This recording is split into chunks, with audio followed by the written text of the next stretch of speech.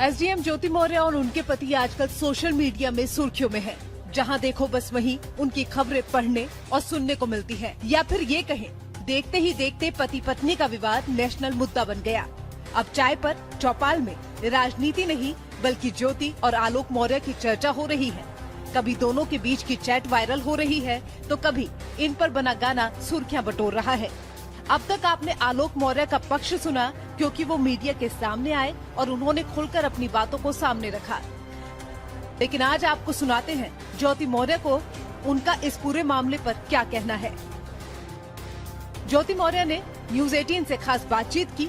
उन्होंने कहा, जब वो एलकेजी में थी तभी उनकी शादी हो गई थी।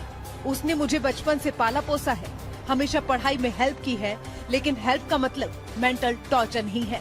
मैं पता है, जब मैं एलकेजी में थी ना तभी मेरी शादी हो गई थी। आलोक ने मुझे बचपन से पाला पोसा है। अब नहीं आप मैडम, बताइए। मजाक की चीज नहीं है, लेकिन अगर वो कह रहे हैं कि उन्होंने आपको पढ़ाई में हेल्प की है या नहीं की है। ऑब्वियसली हस्बैंड वाइफ हैं तो एक दूसरे का सहयोग ही करेंगे भाई। पर तो सहयोग करने का मतलब ये नहीं है कि एक इंसान उस पद पे चला गया तो तुम उसे हमेशा टॉन्ट करोगे, प्रताड़ित करोगे, मेंटल टॉर्चर करोगे। जब ज्योति मौर्य से पूछा गया कि क्या आपको अपने पति के पद से कोई प्रॉब्लम है, जैसा कि वो मीडिया में बता रहे हैं, तो ज्योति मौर्य ने साफ कहा उन्हें पद से कोई प्रॉब्लम नहीं है, ये हस्बैंड वाइफ का मैटर है।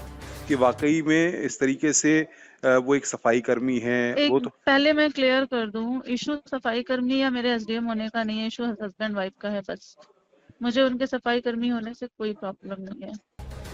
ज्योति मौर्य बोली, पति पत्नी के बीच कई बार मनमुटाव हो जाते हैं और ये दुनिया में कोई पहला डिवोर्स नहीं हो रहा है जिसे मुद्दा बनाया जा रहा है।